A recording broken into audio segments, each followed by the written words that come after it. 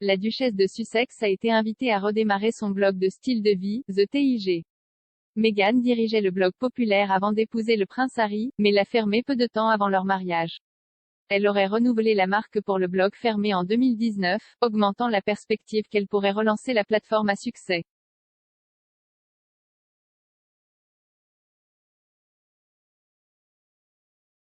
L'expert royal Neil Schon a déclaré sur YouTube que les Sussex pensent que ce serait maintenant un très bon moment pour lancer The TIG, citant une très bonne source.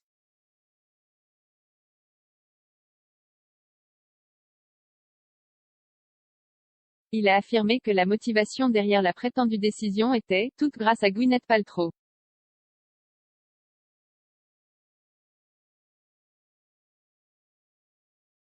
Sa marque de bien-être, Goop, qui a rapporté à l'actrice plus d'argent que sa carrière à Hollywood, selon Monsieur Schon.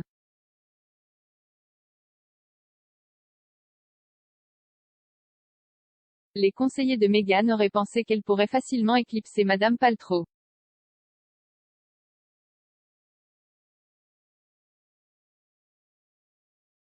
Avant de quitter ses fonctions de membre de la famille royale, Monsieur Schon a affirmé que les Sussex n'auraient pas été en mesure de faire le blog.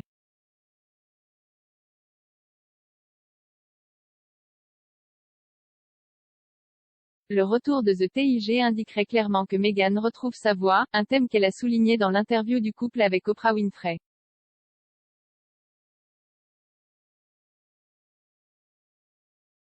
L'ancienne actrice de Suits, Meghan, a pris sa retraite de son mariage avec Harry en 2018, après avoir filmé 7 saisons du drame juridique américain. Elle n'était pas étrangère au fait d'être sous les feux de la rampe, donnant régulièrement des interviews pendant son passage dans la série à succès.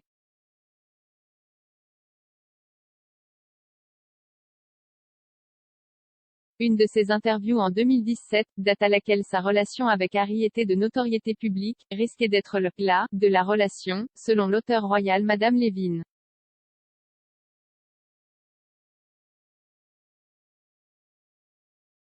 Meghan a accordé une interview au magazine Vanity Fair en 2017, avant de se fiancer avec Harry.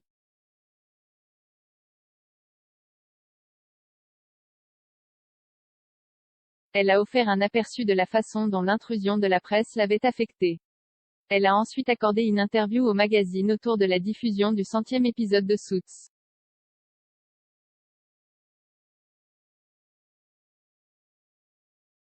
Dans l'interview, elle a parlé de la relation avec Harry et a déclaré « Nous sommes un couple, nous sommes amoureux. Il y aura un moment où nous devrons nous présenter et nous présenter.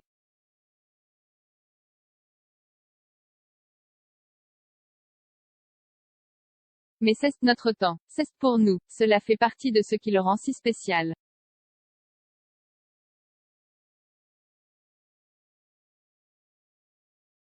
Madame Levin a écrit dans son livre Harry, Conversation with the Prince, « C'était sans précédent pour une petite amie royale d'être aussi franche et cela aurait pu être le glas de leur relation.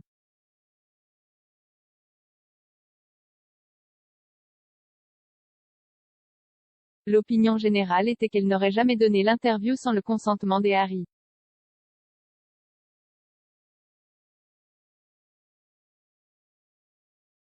Elle a affirmé, des sources officielles du palais ont esquivé la question de savoir si Harry approuvait ou non son interview en disant simplement qu'il en était conscient.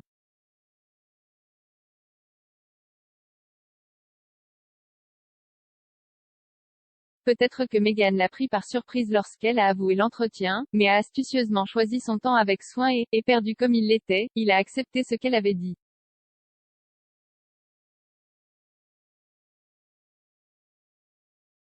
La reine, quant à elle, a été invitée à retirer à Meghan son titre de duchesse par le membre du Congrès républicain Jason Smith.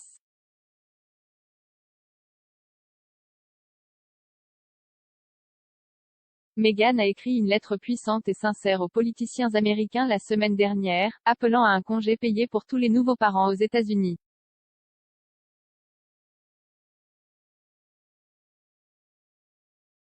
Dans la lettre, qu'elle a écrite en tant que maman et pas en tant qu'élue, a rappelé sa propre enfance et a évoqué le sacrifice que les travailleurs américains doivent faire non seulement à la poursuite du rêve américain, mais simplement du rêve de stabilité.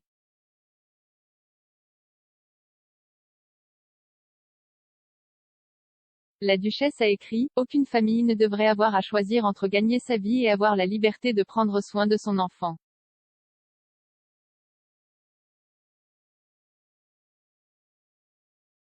Le membre du Congrès Smith a déclaré au Daily Mail, « La dernière ingérence de Madame Markle dans la politique américaine ravive la question dans mon esprit de savoir pourquoi la famille royale ne la prive pas officiellement, elle et Harry, de leur titre, d'autant plus qu'elle insiste pour l'envoyer sous prétexte de étant la duchesse de Sussex. »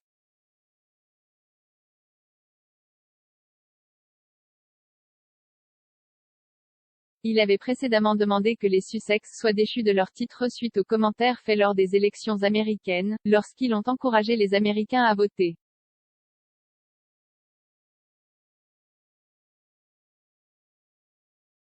Et Meghan a terminé la lettre en disant qu'il s'agissait de « mettre les familles au-dessus de la politique ».